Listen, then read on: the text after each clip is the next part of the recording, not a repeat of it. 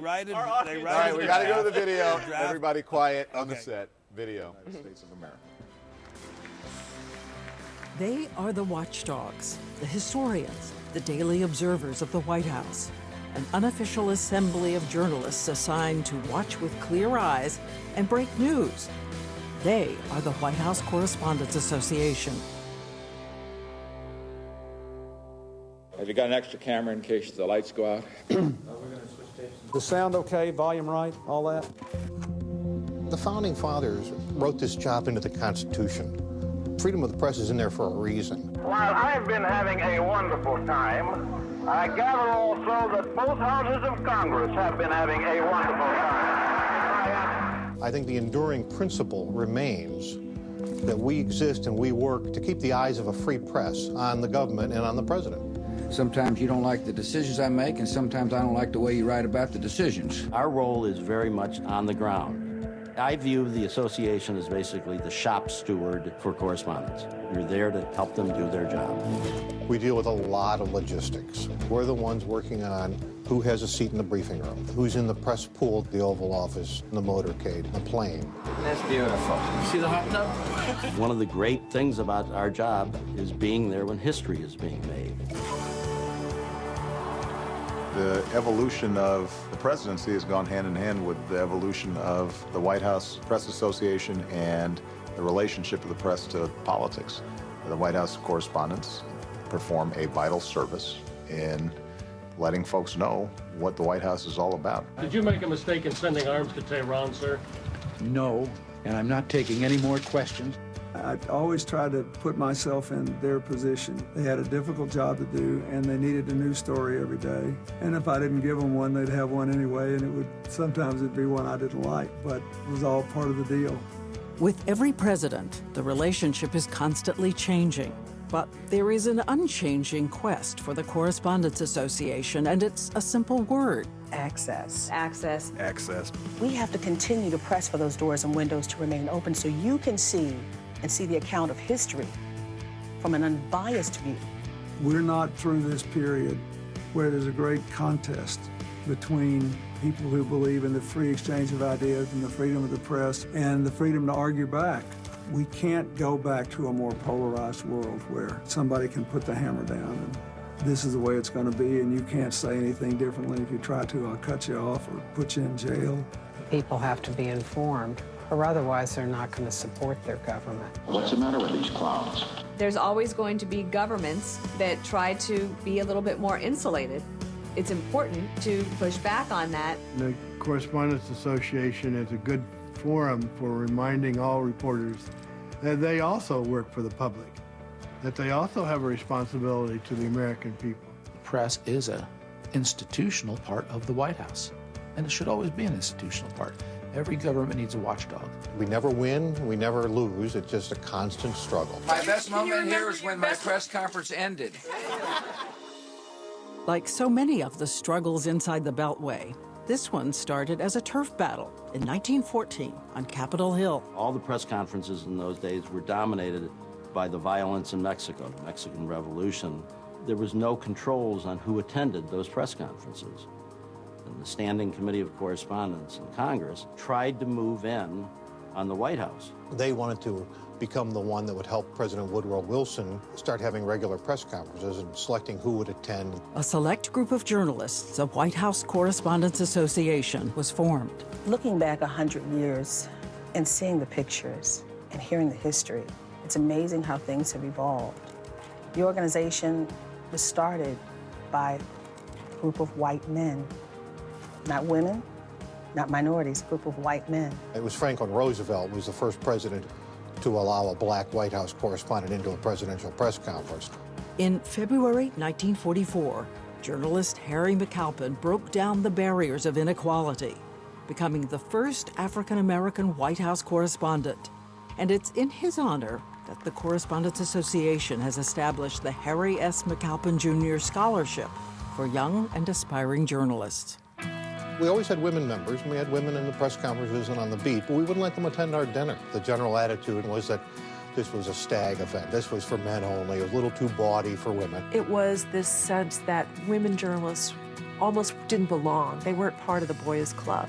It wasn't until 3 women reporters, including Helen Thomas in 1962, went to John F. Kennedy and said, "We'd like you to help us get into this dinner." Kennedy sent a simple message. Tell them I'm not attending the dinner next year unless women are allowed to attend. All of a sudden it changed. And how did it change? We do nothing but bawdy jokes now. 3 Hillarys. That sounds like President Clinton's worst nightmare.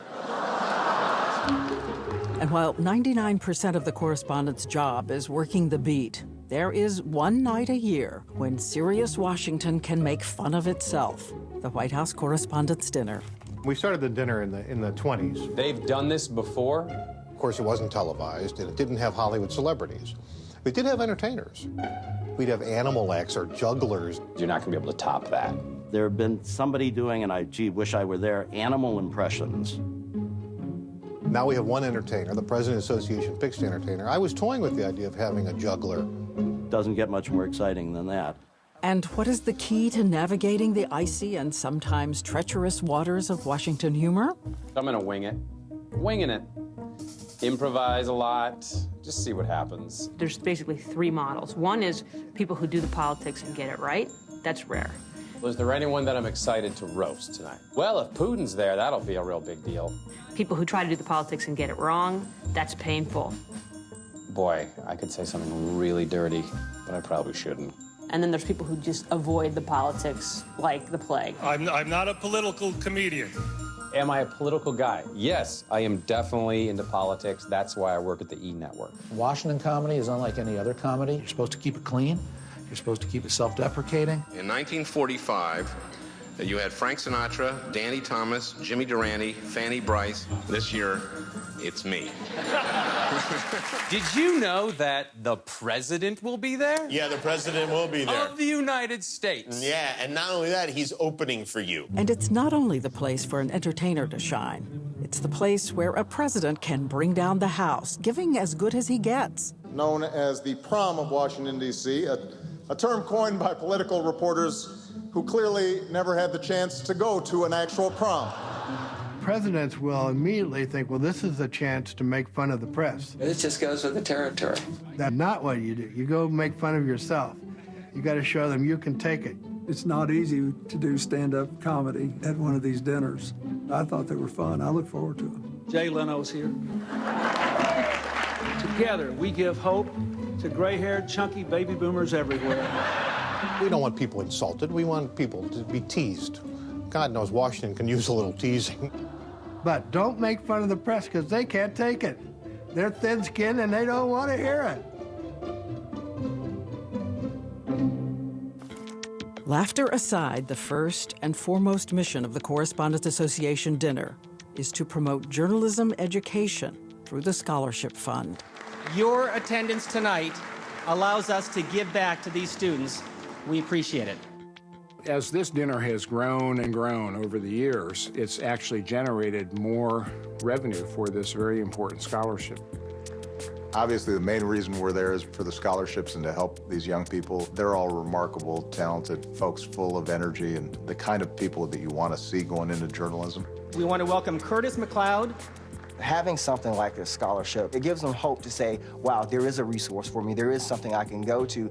The WHCA really provided such an unforgettable experience for me. It was such a tremendous honor, and I'm really thankful to them for the scholarship and for that experience. There's still a future in journalism. It's going through a lot of changes, but there'll still be a need for people to cover the White House and the government. I hope it'll be around for another 100 years. I think the dinner has probably done a lot more good than people think. Whether it's Twitter or the typewriter, the Correspondents Association continues to deliver its message, covering the White House, standing sentry, sending out the news in an ever-changing media landscape. Year in, year out, we've dealt with a lot of changes on this beat. We've seen the start of radio. We've seen the advent of television and press conferences, first by Eisenhower, then by John F. Kennedy. We've seen the advent of the internet as a tool in the Clinton years. The White House had a telephone system that had been there since President Carter. Hello, what do you want? Now we've seen social media. That's exploded in the last 4 or 5 years. Well, one thing I often like to say is that speed kills, because we just are racing faster and faster to get raw information in front of the public. has created a situation where reporters are under such stress and pressure from their editors to get it fast, get it first. Reporters can't pause, reporters can't wait, they can't digest anymore, they can't be as thorough as they used to be.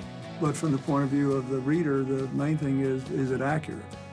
Now we're dealing with multiple time zones. Everything is in real time, and we're all working faster trying to produce more. The questions we ask are still the same. I think it's important that there's a hodgepodge of voices of reporters here, because it's not just all about that one story. It's about various stories around the world and in this nation, and that brings together this one group. I hope that 100 years from now, when we're celebrating the next anniversary of our association, we'll still have a room here at the White House with people asking the president or his staff questions every day and then explaining it to people. The dissemination of the news will change, the media will change, but I think the journalism will not change. This is a great window on the world. What's absolutely clear is that our democracy doesn't work unless we've got a strong fourth estate.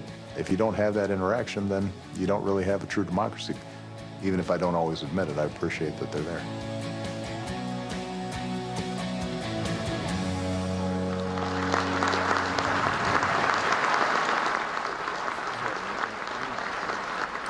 All right, that was the video. What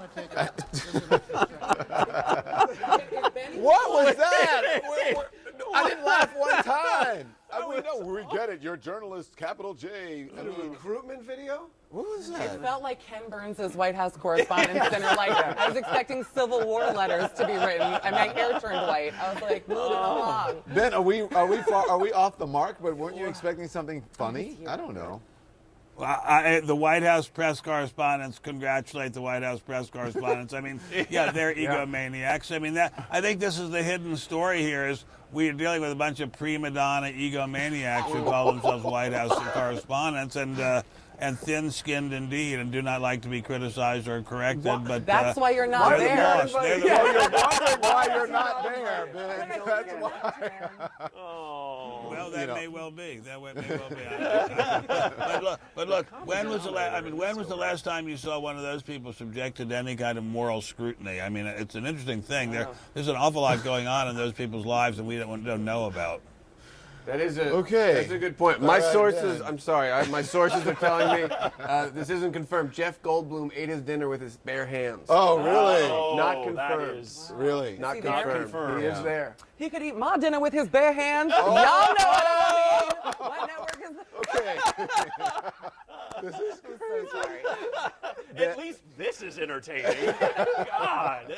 We were looking for the last. We're like, everybody wake up. I mean, this is like TMZ. I mean, this show is really most like TMZ. It's like following cool people, well-paid people, people whose faces are familiar to you, going shopping on Rodeo Drive. I mean, that's about how much interest there will be in it until Mr. Obama begins his speech, and then he'll be very, very funny. He's always very, very funny. I'm sure Mr. Michaela will be very, very funny. But to just see them hanging around, slapping each other on the back, and seeing them produce their journalism press, slapping themselves on the back, that's not funny. It's sad. Yeah. Sorry. Okay. Wow. You know, Ben, why don't you say how you really feel sometimes? And again, he's wondering why he's not invited. Mm-hmm. Can you ever go too far? We've been talking about that. We talked about Colbert in 2006. A lot of people were not happy with, but you know, Colbert got the last laugh. Look he's the big guy on the block now. Yeah. Can you ever go too far, Ben? Well, sure, you can go too far. I mean, there always should be some rule of gentility and some rule of restraint and decency. I mean, look, I know this I know very well. The president is a human being who has a skin. He has feelings. He has sensitivities. Every one of them, I've only known two of them well. They were trying their damnedest to do their very, very best. In the case of Mr. Nixon, he made terrible mistakes. But they're always trying to do their very best. Their feelings are terribly hurt when you call them names. You may think to yourself, oh, he's the president. He rides around in a limousine and a big jet airplane. He doesn't care if they call him names. They care a lot when the journalists call them names. And there should be some self-restraint about it unless it's really merited. All right. Yeah. I just want to say, like, I mean, I'm sorry people, if I ever hurt people. you guys. If I ever said anything mean. Thank you so much. We're all people. We are human and we have skin. No, but it's true. They really are very sensitive. Their families are sensitive. Their families still suffer. I mean, I think one of my best friends, the people I admire most in the whole world, is Julie Eisenhower. I think she still suffers from what happened to their family during Watergate, and it's been 40 years. So these are people. I mean, all these people are people. Super skilled name drop, by the way. That was so eased in. That was a One great. of my That best was yeah. That friends, was Eisenhower. Well, that's a name you haven't heard for a while, I suspect. Yeah. I think I follow her on Twitter. Just kidding. She figured it out